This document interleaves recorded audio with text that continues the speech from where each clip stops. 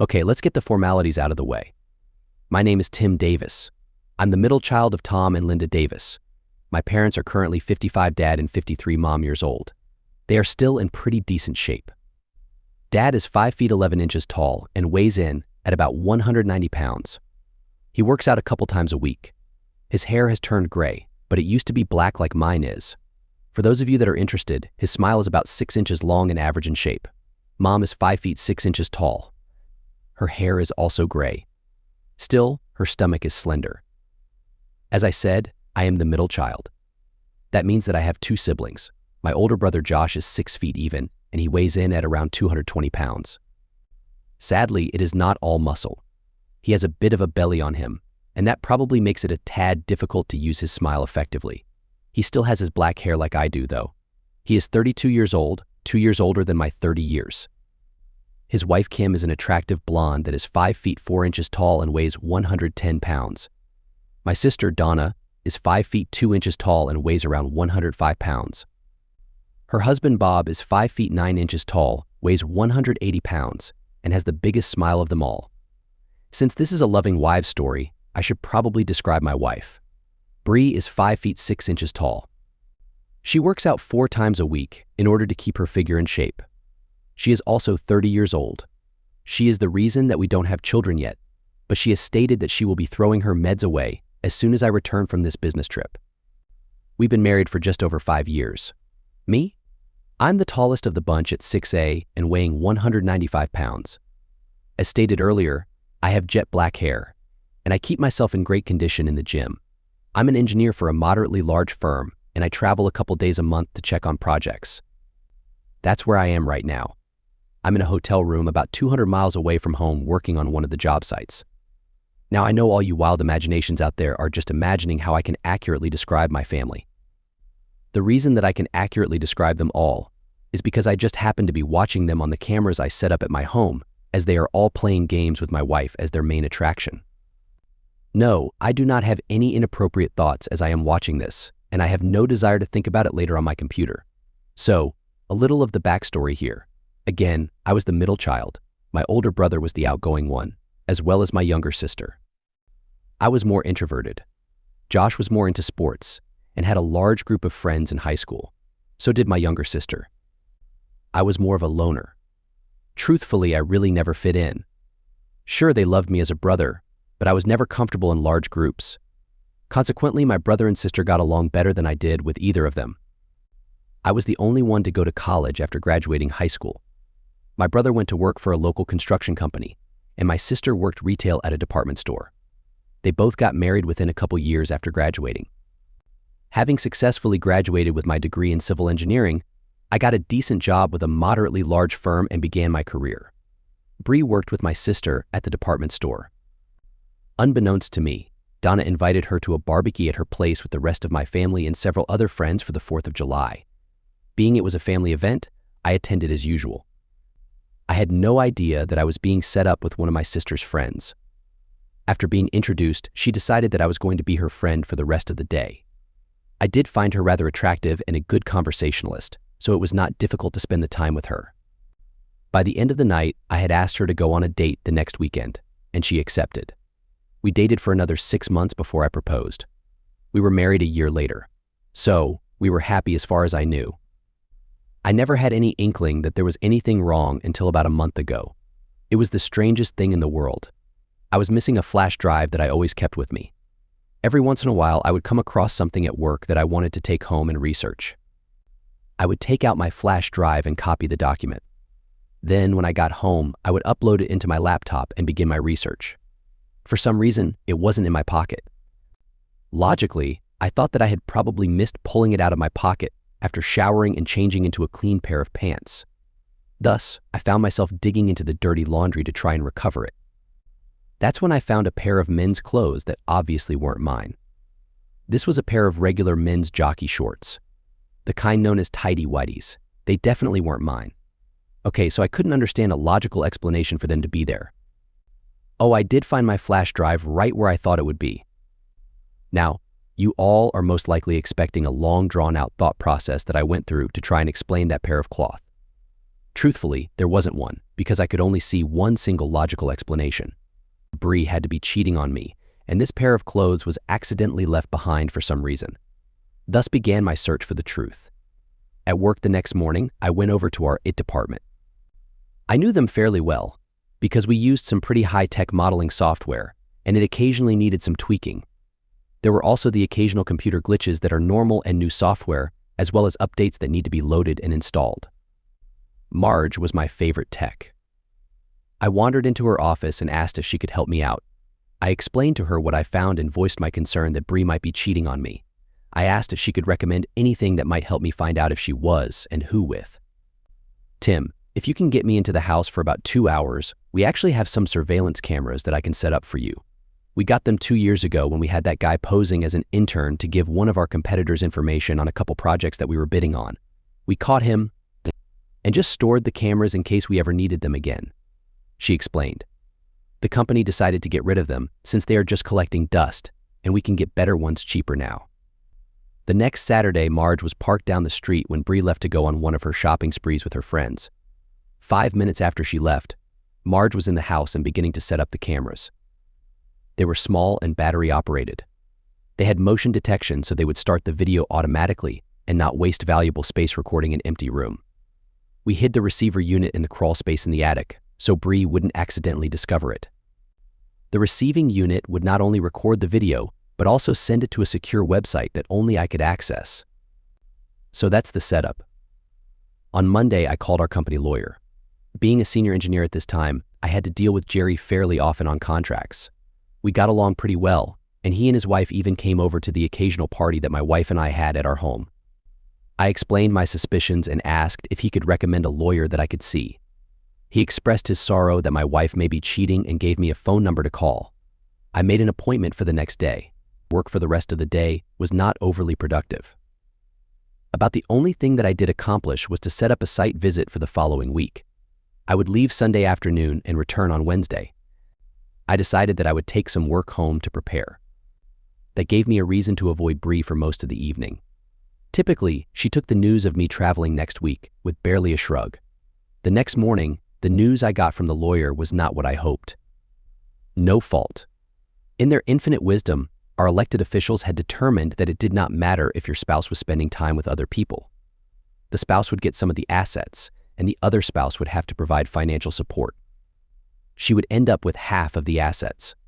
Furthermore, since I made about 3 times what she earned, I would have to pay her to spend time with new people for the next 5 years in maintenance. All a divorce would get me would be the humiliation of letting everyone know that she was spending time with others. Typical politicians punish the innocent and let the guilty keep partying.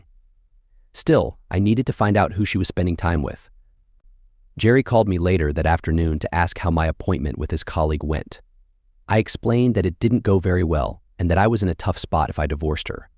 He asked me to meet with him after work for a drink. What the heck? I had nothing to lose, and I could probably use one. I did manage to get some work done, though. I met Jerry at a local tavern. He already had 2 drafts ready. Okay, Tim. I kind of expected what you were told. My brother went through this a couple years ago. Now, what I'm going to tell you can't leave this table. You can never tell anyone I said this. I could get in trouble because of it, but you're a nice guy and a friend. Listen, there is no law that says that a spouse needs to live with their partner. There isn't even a law that says that you need to support them. The only way that can happen is if you get divorced and the judge orders it. The key here is to not get divorced. Now sure, she could divorce you. If that happens, she will get half of whatever assets you have, at least the assets that she can find and prove. She can't get what she can't find and doesn't know about. Furthermore, if she can't find you, she can't have you served. The only way she can divorce you if she can't find you is to wait a whole year, while that you will have to hide everything you can and divorce you for abandonment. The cool thing about that is that she will only get whatever is left behind and still there at that time. Now, you can disappear and take half the money and be perfectly legal. It is only illegal if you try to take more than half and hide it. All I can tell you about that is that if you do that, make sure she can't find it or prove it. Thus, my plan was beginning to form up. We sat and had 2 more beers while we discussed my options. What I was thinking was to just move out and stop supporting her. She wouldn't be able to afford the mortgage and utilities on the house, so that would probably be lost. Unfortunately, that would mean a big hit on my credit score. I did decide to quietly begin moving some money around in case I needed to disappear. The rest of the week went by. I stayed at the office a little later than normal and took work home with me. I did notice that Bree was looking at me funny. Granted, I was not exactly acting normal. I'm just not that good of an actor. She even questioned me a couple of times. I explained that the site I was going to visit was having some issues, and I was trying to fix them. I even mentioned that my trip might be extended if the problems persisted. Sunday came, and I left for my trip. It was 200 miles away, so I drove. I really don't like flying if I don't have to. It's not that I have a fear of flying. The issue is that you have to get to the airport, find a place to park, grab a shuttle to the terminal, check in, go through security, wait until you can board, sit in a cramped seat for the flight, retrieve your baggage, get on a shuttle to the rental car place, wait in line to get your car, but then navigate out of the airport. After that, you have to repeat all that to go home. That stinks. So I was back at the hotel Monday night. I figured that I should check the hidden cameras in the house. I thought that she would probably wait until I called to let her know that I made it to the hotel safely before having her friend over. She did. It was an hour after I had called that I got the shock of my life. It wasn't a friend, it was 6 friends. My entire family was enjoying each other's company with my wife in the middle. I was shocked. I watched them all come in, get a drink. They just pushed the furniture over to the walls and had a dance party on the living room floor. I never even suspected that Bree liked to have fun with her friends, but I watched as she danced and laughed with enthusiasm. Apparently, she was the life of the party. I watched 2 hours of her dancing and having a blast. The talk was even more surprising. Oh my goodness, I can't believe that Tim still hasn't even suspected anything. Wow, we've been doing this since before Donna even introduced you to, Mom said at one point. Well, I had to set her up with him. Mark from work had a crush on Bree, and he would have put an end to us all being able to enjoy ourselves. Donna added. Bree managed to take a break. I have to tell you guys this. Tim's been acting weird for the last week. I doubt that he knows anything, but he might be getting a bit suspicious. Besides, we need to stop for a while. No worries, I have it set with an alert on my phone if he gets within 50 miles.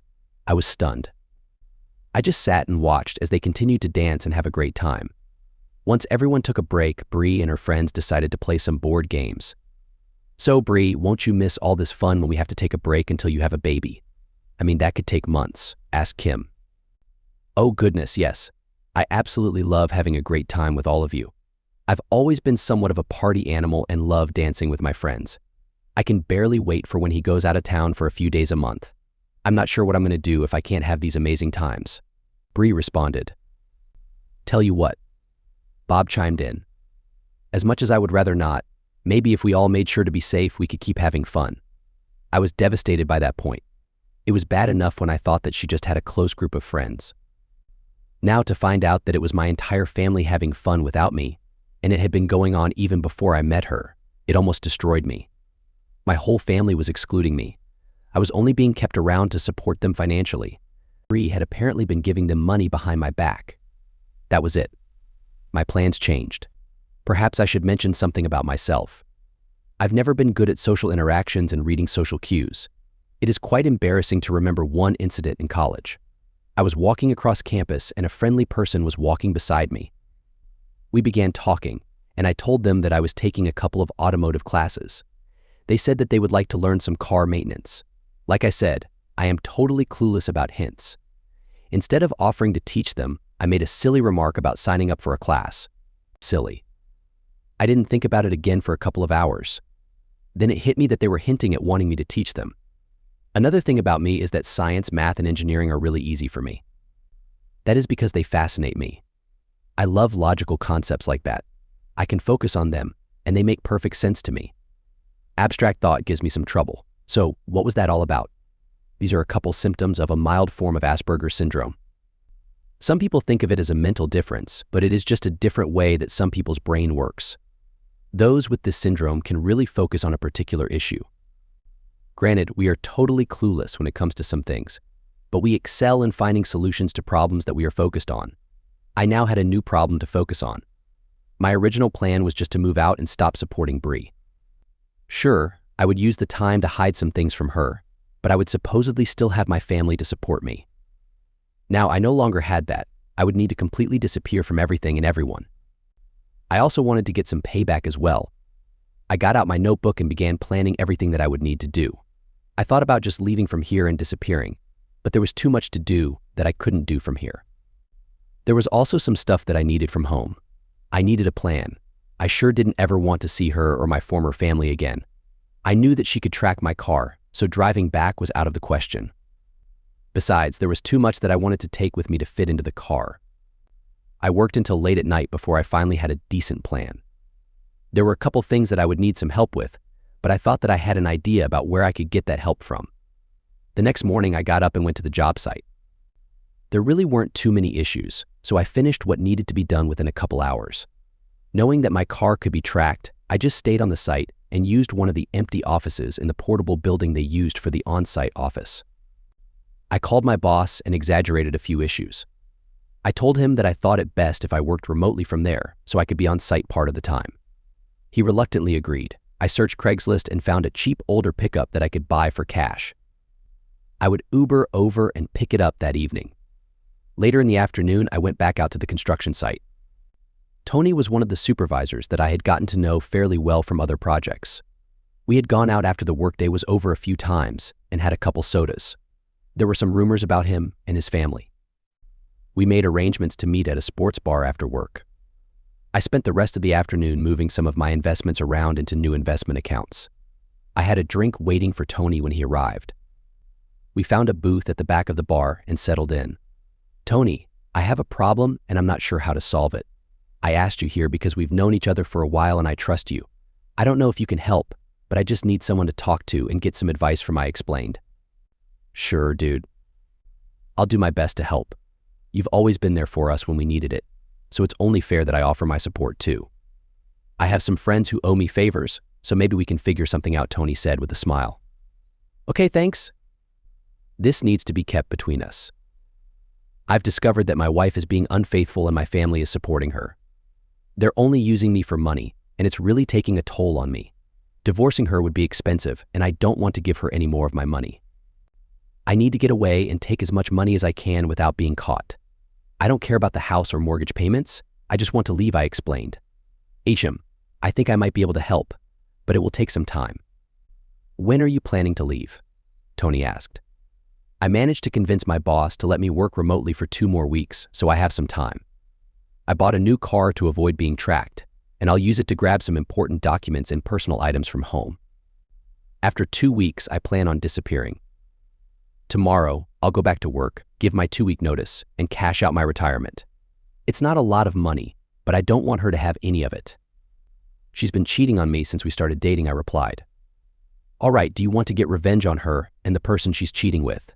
Tony asked. "I've already thought about it.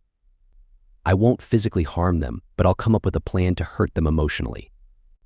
It'll be worse than any physical harm," I said with a smirk. We continued talking for a while, having a couple more drinks. Then we left and I drove back to the hotel while Tony headed home. The next morning, I woke up early and drove my car to work. Tony gave me a ride to the hotel to pick up the new car. I hadn't changed the title yet, so Tony suggested waiting for a few days. Before getting out of the car, he took a couple of pictures of my face on his phone. I grabbed my things, started the car, and made my way back to the town where I lived. My boss wasn't thrilled about me quitting, but he understood when I explained the situation in general terms. I told him I needed to distance myself from everyone. I didn't mention the cheating, just that they were betraying me. I then went to HR and arranged to cash out my retirement and have my final paycheck, along with unused vacation and sick leave, directly deposited into a new account. I would provide them with the account information later. Once I had finished at the office, I drove to my house in the new car. I parked down the street and observed for a while. I turned on the hotspot on my phone to access the internet and checked the spy cameras to see what was happening inside the house. I watched as my wife got ready for work and saw her leave. She would be gone for the next 9 hours, including her lunch break, and then she would spend a couple of hours at the gym. That should give me enough time. I made sure there was no one else in the house by checking the other cameras. Once I was certain it was clear, I pulled into the garage and closed the door. I quickly went to the home office and grabbed all the important documents, my passport, birth certificate, engineering degree, and professional license. I also took some financial documents. Since the safe was open, I emptied it of all the cash. I threw the cash in the front of the truck and hurried upstairs to grab some suitcases. I didn't care about being neat. I just threw all my clothes into them, hangers included. I could deal with the wrinkles later. I made sure to close all the drawers and closet doors before leaving. She only went into those places to put away laundry, and I had already taken care of that before leaving. Once I had everything I needed from inside the house, I loaded up my tools into the back of the truck. I had quite a few, but I highly doubted she would notice they were missing. She never cared much for anything mechanical. She only gave my tools attention when she complained about the money I spent on them. Finished with that, I opened the garage door, backed out, and left. Yes, I made sure to close the garage door before leaving. I hoped she wouldn't notice that I had been there. 20 minutes later, I was on the freeway, leaving the town behind. I had no intention of going back. The following week went by quickly. I left the truck at the worksite and continued driving my car as usual. I knew she was keeping an eye on me, so I acted normally to avoid suspicion. Meanwhile, I continued to watch and record the activities happening at the house. It surprised me that they started having their get-togethers during the day when the women were off work. Josh and Bob were unemployed after their construction project ended, and Donna and Kim were struggling financially with their low-paying jobs. Bree wrote them each a check for $1,000, which bothered me. I considered closing the account right away, but I decided it would raise suspicion. I called it a stupid tax for marrying her in the first place. On Friday, Tony handed me an envelope. Inside, I found information about a new offshore account that his friend had set up for me. He advised me to change the password before transferring any money into it. I thanked him and asked what I owed him. "You'll need to pay me $10,000 before you leave, but you can take care of it next week. I'll have some other documents for you by then," he said. I could afford that. An hour later, I called HR and gave them the banking information for my retirement and final paycheck. I went online and changed the password. I spent the rest of the day and the weekend finishing up some work and tying up loose ends. I made the necessary calls to Bree, pretending everything was fine, even though it was getting harder to act normal. On Tuesday, Tony handed me another packet. I opened it and found a new passport, driver's license, and social security card. I let him know that I would have the money for him the next evening. I had been withdrawing $500 in cash from my savings account every day, the maximum daily withdrawal. During lunch that day, I went to the local bank and pulled out $4,500 in cash, just enough to stay under the federal reporting requirement. I did the same thing the next day. In the evening, I met Tony at the bar and discreetly handed him the envelope full of cash. When I returned to the hotel, I booked a one-way flight to the Cayman Islands under my real name. I used my regular checking account so it would be easy to track if anyone tried. Everything was set. On Wednesday, I went to the DMV and registered the truck under my new identity that Tony had obtained for me. Yes, the rumors about Tony's involvement in shady business were true. His family had connections to various illicit activities. Oh, did I mention he is also Italian? We became friends after an incident a few years ago when Tony was falsely accused of a crime. I was able to provide him with an alibi, and our friendship grew from there. We always made sure to catch up over some drinks whenever we had the chance. On Thursday, I closed all my investment accounts and had the funds deposited into my savings account. It was a risk, but Bree never showed much interest in our finances. Still, I was concerned she might notice the sudden increase in our savings account. Friday morning arrived. I called Bree and told her I had some final inspections to take care of on Saturday and Monday. I assured her I'd be back on Tuesday. She didn't seem too bothered. I met Tony early at the job site, where he had two other guys with him. I handed my keys to one of them, and Tony and I hopped into his truck. I only had a duffel bag and my laptop with me as he dropped me off at the airport. I had left my cell phone in the hotel room. I'd buy a new one later. Tony's guys would continue driving my car to and from the job site, making it seem like I was still working as usual. I arrived at my destination in the early afternoon. I took a taxi to the bank and paid off all my credit cards, canceling them afterward. I then transferred all the money from my checking and savings accounts to my new offshore account. With confirmation that the transfer went through, I walked into the bank and obtained a cashier's check. My final paycheck had been deposited in the morning, so I no longer needed to keep the account open. I took another taxi to another bank and opened a new account under my new identity. It took a while for the verification process, but Tony's connection did a great job. With those tasks completed, I checked into a hotel for the weekend. That evening, I bought an airline ticket to a city a few hundred miles away from my departure point, using my new identity. My truck would be waiting for me in the long-term parking lot. From there, I would drive to my new home. On Monday, I flew back to the States, picked up my truck, and began my journey. It would take a couple of days to reach my destination. On Tuesday afternoon, I stopped in a town with a coffee shop, grabbed a cup of coffee, and connected to the free Wi-Fi with my new laptop. Once I finished my work, I left with a smile on my face, ready to continue my journey. Bree, these past 2 weeks have been amazing without Tim around.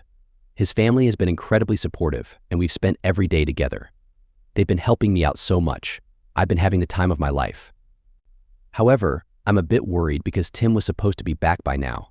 I checked the GPS tracker on his car, and it's still in the city he went to. What's more confusing is that it's parked outside a strip club.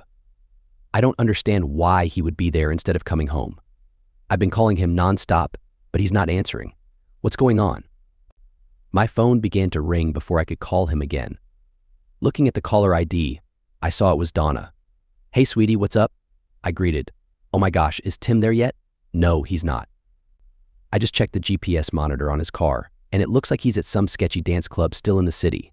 "Oh no, have you checked your email today?" "No, not yet." "Why?" "Oh my goodness, this is a disaster." "Check it." All right, hold on. I got on the computer and logged into my email. There was an email from Tim. What the heck? Opening it up, there was a link on it. The message said, "My loving spouse Bree Davis and my family." It then listed all of our names, addresses, email addresses, and phone numbers. A quick glance at the top showed that it had apparently been sent to all our friends, family, co-workers, and bosses. This did not look good. I clicked on the link and saw that it was a video website with dozens of videos. It looked like they were from the last 2 weeks at least. My world came crashing down when I opened a random video. Sure enough, it was a video of one of our parties in full high definition and living color. "Oh no," I said. Then something dawned on me. I looked closer at the video. I wasn't really looking at the action. That jerk. I shouted as I looked around. Storming over to the bookshelf, I began tearing books off the wall until I found it. He put secret cameras all over the house. Oh no, we're in big trouble. Everyone we know will see these. By tomorrow morning, the whole town will know all about it. Donna complained. But why would he post these ... What? What's wrong? She asked in a panic. Just a minute, let me check. No, woo, what is it? Donna asked again. The accounts.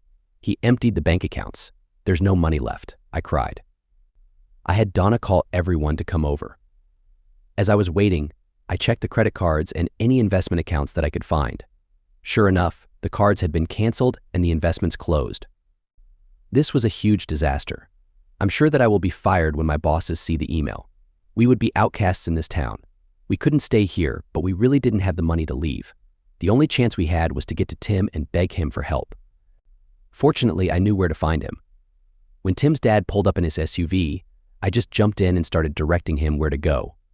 It was just over 200 miles, but we made good time. I continued to check the GPS location, and it never moved from the dance club. We got there in about 2.5 hours. His car wasn't in the parking lot, but the GPS showed it was there. With no other choices, we got out and went inside. It was just as sketchy as I imagined. There were several customers in there, and the creepy looks thrown towards us 4 women was uncomfortable. We looked around, but couldn't see Tim. Finally, a rather large man of Italian descent waved us over to him. Reluctantly, with no other options, we went over to his table. "Are you Bree Davis?" he asked. "Yes, I'm looking for my spouse. His GPS says his car is here, but we didn't see it." "Well, good luck finding him," he said as he reached into a bag that was sitting beside him. "Here's the GPS unit. Some guys pulled it off and tossed it on the ground before stealing the car. It's most likely halfway torn apart in a chop shop somewhere. Anyway, maybe you can sell this for some cash. If you ladies are looking for some work, I think the owner here is looking for some more talent." Then he began laughing. "Do you know where Tim is?" I asked. Truthfully, no. All I can tell you is that he flew to the Cayman Islands Friday morning. Good luck in your search. Disheartened, we went back home.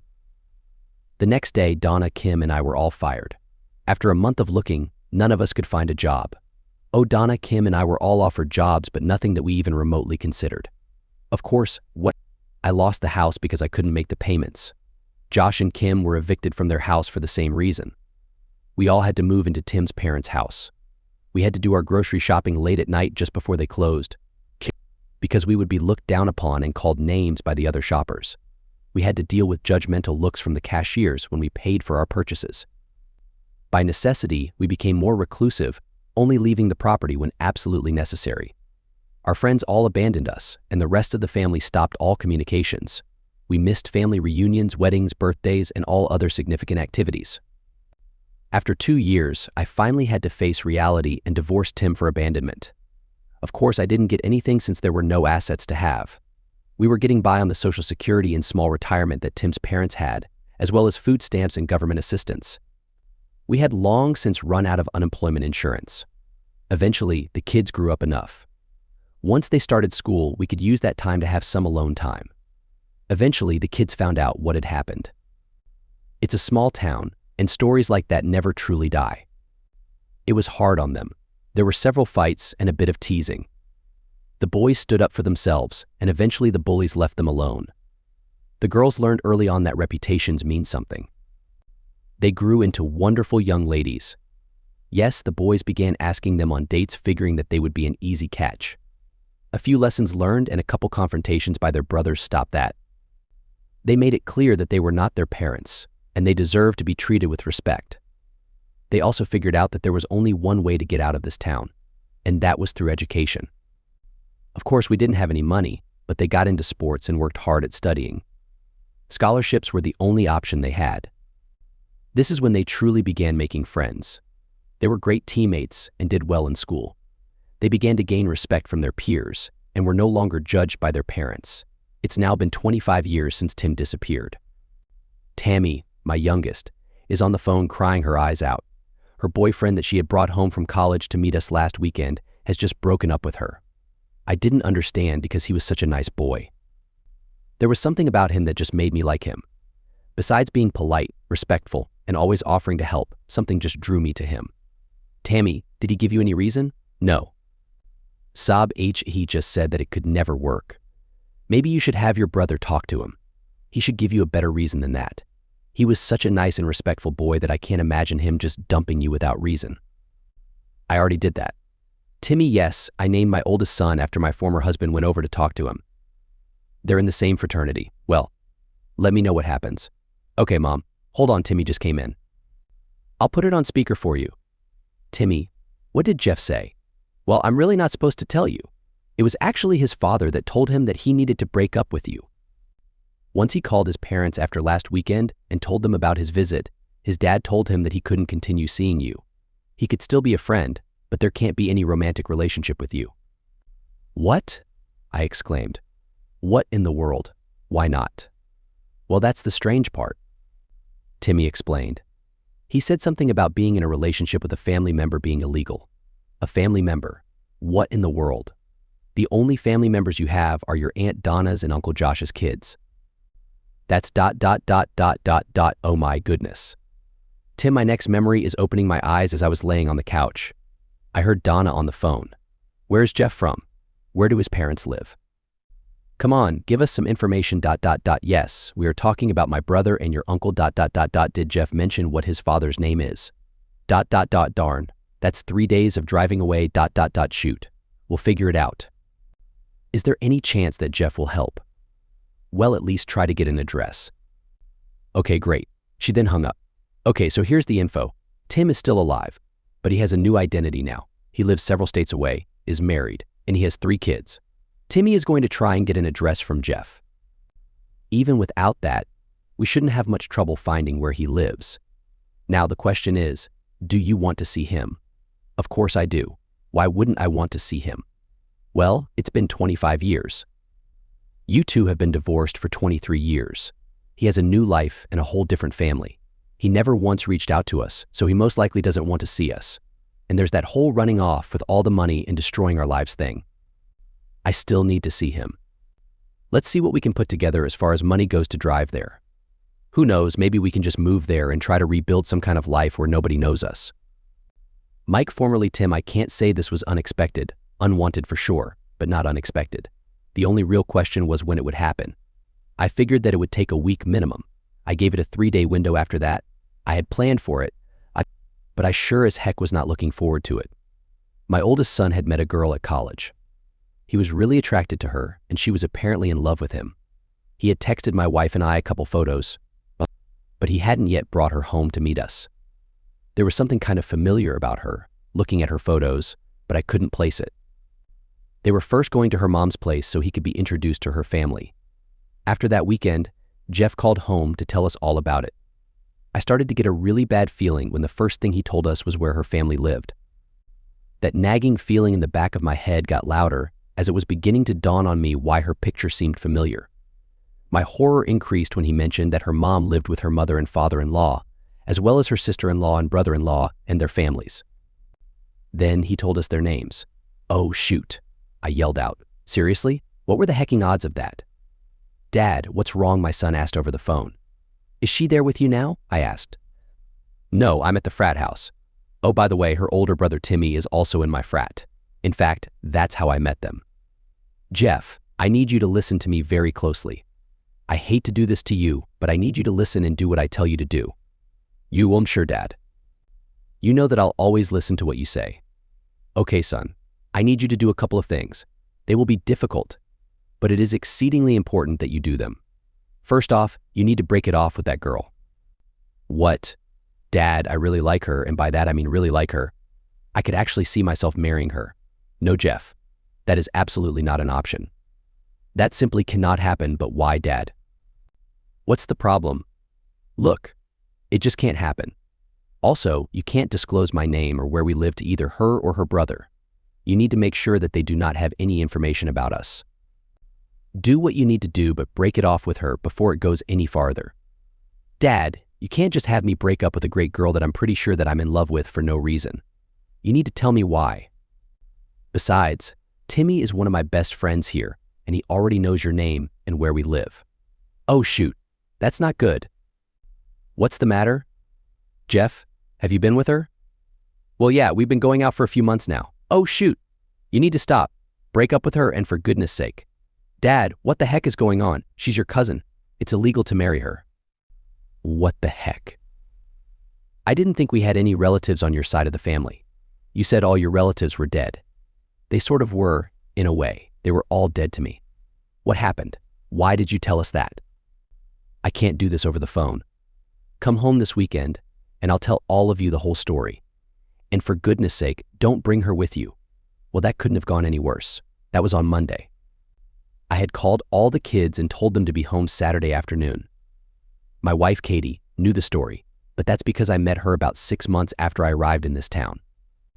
We had to wait almost 2 years before we could get married because the person I dated waited forever before finally divorcing me. I checked the legal notices in the newspaper from our hometown every day watching for it. Finally, I saw it. When everyone was gathered in the living room, I told them the whole story. Changing my identity meant that I could no longer use my engineering license or get a new one. My new identity was only on paper, and I would be discovered if I tried to use my transcripts, previous employment, or anything else with my old identity on it. I had enough money to live for several years, so I enrolled in a community college and began taking computer courses. I was then able to transfer to the local university and complete my degree in computer science. Using that, I started up my own business that became very successful. No one looked too deep into my background, so I was able to live well for the last 25 years. I also made quite a few really good investments. Now it looked like things were going to fall apart. "Dad, someone is at the gate," my youngest daughter Brianna yelled. No, I didn't name her after the person. I just always loved that name. 1 week and 2 days. Right smack dab in the middle of the window, I guessed. I looked at the security monitor and saw not one, but 2 CVs sitting at the gate. Shoot. They brought the whole tribe. As mentioned earlier, I had a lot of money when I left, and I now had a very successful consulting business and 25 more years of investments. My house was on about 5 acres. The house itself was just over 6,000 square feet. The property was surrounded by a block wall, and there was an electronic gate across the driveway. Well, no sense in prolonging it. I mumbled to myself. Pressing the button, I opened the gate. I didn't need to ask who it was, I could see their faces in the camera. "Bree, better let your mother know that the company we expected is here," I said as I moved to the front door. I watched through the window as the cars pulled into the circular driveway. I watched as the occupants disembarked and huddled together for a moment. Yes, I noticed that Tammy was with them. She must have taken time off from school. Jeff had mentioned that Timmy had told him that she left for home shortly after their breakup. Things were a bit strained between Jeff and Timmy right now, so they didn't talk much. They finally broke their huddle and began moving towards the front door. "Well, I guess that you might as well come in. Let's go into the living room and I'll have some coffee and tea brought in," I said after opening the door for them. Katie and Brianna were already sitting there when we trooped in. Jasmine, our, maid seems a bit derogatory, but she was more than just a housekeeper went to brew a pot of coffee and a pot of tea. Jasmine was originally hired to be a nanny, but she eventually began doing more than that. When the kids no longer needed a nanny, we just couldn't let her go. She transitioned to housekeeper, maid, cook, chauffeur, and a lot more. She was kind of like a member of the family now. We still paid her a good salary, but she did a lot to keep the house going. Maybe a super maid? Anyway, she went into the kitchen to get coffee and tea going. "Well, heck it," I said. "I need something more than coffee for this." It was mid-afternoon, so I didn't feel bad about it. Katie got up as I did and walked over to the wet bar with me. She went to the wine fridge as I pulled a bottle of Jim Beam honey bourbon off the shelf. I was just reaching for some tumblers when Jasmine walked back in with a tray containing tumblers, wine glasses, and an ice bucket. I figured that coffee wouldn't be strong enough for this conversation. She smirked. Drinks poured. We sat and looked at each other for a few minutes without speaking. As it turned out, all the guys had bourbon, while the women had the wine typical. The lone exception was that Tammy had decided on the bourbon instead of the wine. Probably because she was more emotional than everyone else. "Tim," Bree began. "It's Mike now," I corrected. "Okay, Mike," she began again. "Since you know most of us, perhaps you can introduce us to your family." I let out a heavy sigh. "Fine, this is my wife, Katie. My youngest daughter, Brianna." I saw my ex-wife's eyes light up at that. "No, I didn't name her after you. I just always loved the name Brianna. It has nothing to do with you. Jasmine is our housekeeper/nanny/maid. Jeff, you already know, and he's not here. I have another daughter named Faith, who is also away at college." "Thank you," Bree responded. "You know most of us, but this is my youngest daughter, Tammy. Her older brother is still at school. His name is Timmy, yes, I named him after you. Over there is Donna's oldest. Her name is Lydia. Next to her is Thomas, named after your father, and her youngest, Timmons, also named after you." She then pointed to two identical twins. The twins are Josh and Kim's daughters. The one on the left is Macy, and the one on the right is Marcy. I saw a look of anger on the girls' faces.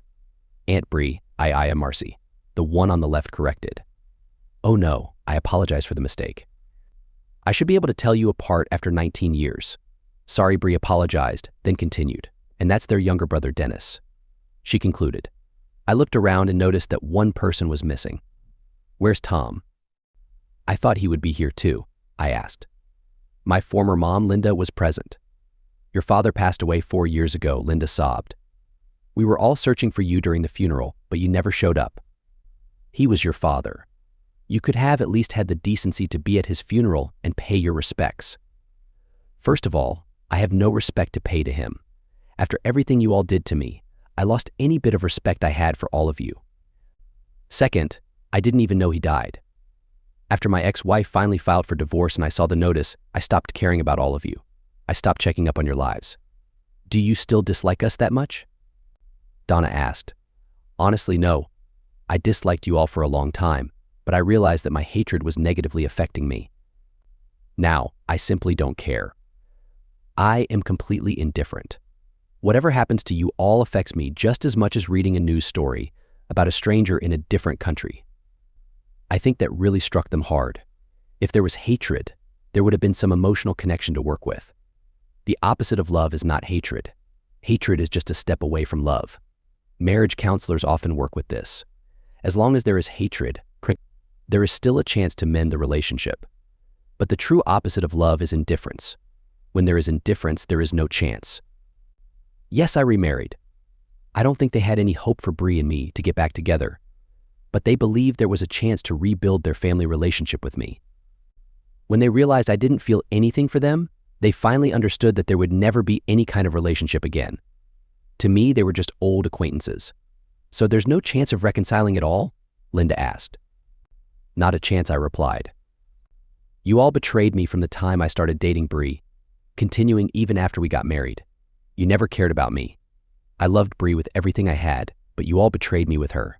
Even worse, you introduced me to her just so you could use her to take my money and support yourselves. How has that worked out for you in the last 25 years? "It hasn't," Bob replied. "You ruined our lives when you exposed those videos and sent the links to everyone. We lost our jobs and haven't been able to find decent ones since. We spent all we had to travel here and beg for your forgiveness. We have no idea what we're going to do now. We're broke. Our cars are almost out of gas, and we have no money for food. All we have are tents to sleep in at a park. You succeeded in destroying us. So how are you planning to get back home?" Katie asked. "We're not," Donna replied. "There's nothing left for us there. We can't find jobs because of our reputations. We came here to try and reconcile, but regardless, we decided to stay here where nobody knows us and try to start new lives." Oh no, I knew the look on Katie's and Brianna's faces. "Darn it. Michael," Katie began. I sighed and closed my eyes. I knew what she was going to ask for. Finally, I opened my eyes and looked at my former family. "Fine," I reluctantly agreed. "Go to the Holiday Inn. I'll send you the address. I'll have my assistant book you 5 rooms for a week. After that, I'll help you find a house to rent. I know a few people who have job openings that you can apply for. If you betray me on this, you will deeply regret it. Mike, Dennis, and Timmons are really good with computers. They both want to go to college and could use part-time jobs. Can you help them?" Yeah, I was losing again. "Be at the office tomorrow morning at 8. You know, Michael, she only used my full name when she wanted me to do something I really didn't like, but she really wanted me to do. 2 reallys beat 1 really every time. I had already lost. I signaled my surrender by finishing my second glass of bourbon. It's a beautiful day, and we haven't had a barbecue in a while. How about if I send Jasmine to the store to get some nice steaks and corn on the cob for you to grill? I'll make my famous potato salad, and Jasmine can make her delicious spinach salad. They've been on the road for 3 days. I'm sure they're hungry and could use a good meal." I bowed my head in defeat. I looked up at Jasmine, nodded, and then gestured towards my empty glass. She smiled, refilled it, and said she would be back soon. I fired up the grill while they enjoyed the pool. I couldn't help but wonder what just happened to me. Eventually, they left and stayed at the Holiday Inn for 2 weeks until I found them a suitable house on the other side of town that could accommodate all of them. I managed to secure jobs for them as well. Surprisingly, they turned out to be excellent employees. Dennis and Timmons were skilled with computers. Katie convinced me to help cover the costs not covered by their scholarships to get them through college. She continued to invite them over for dinner about once a month. I still couldn't tell Macy and Marcy apart. I think they purposely lied about their identities to mess with me. I'm also pretty sure they delighted in swapping clothes and confusing me. Tricky ones. Yes, I know. I should have just sent them away. But there were a couple of problems with that plan. Firstly, it wasn't the kids' fault that their parents made wrong choices. They were innocent. Should they suffer for their parents' actions? Secondly, I could afford to lend some help. Besides, it wasn't a huge contribution. They weren't going to become wealthy. The third problem, which you probably already know, was Katie. She was a kind-hearted person. She told me that they had already suffered enough, and offering them some help wasn't letting them off the hook completely. Yes, my sweet wife knows how to sway my decisions. She didn't even have to use any persuasive tactics this time. Just the suggestion itself was enough. If doing this little thing makes her happy, then I can do it for her. Besides, it's been 25 years. The hatred has vanished. They spent the last 25 years in poverty and misery, and I think that's punishment enough. They still aren't family to me. I won't let them call me brother or son. I don't acknowledge them as my family. To me, they are merely acquaintances of my wife. They can live out the rest of their lives in financial stability, but they know I still don't consider them family. That still hurts them, and Katie is working on that, but we'll see how it goes.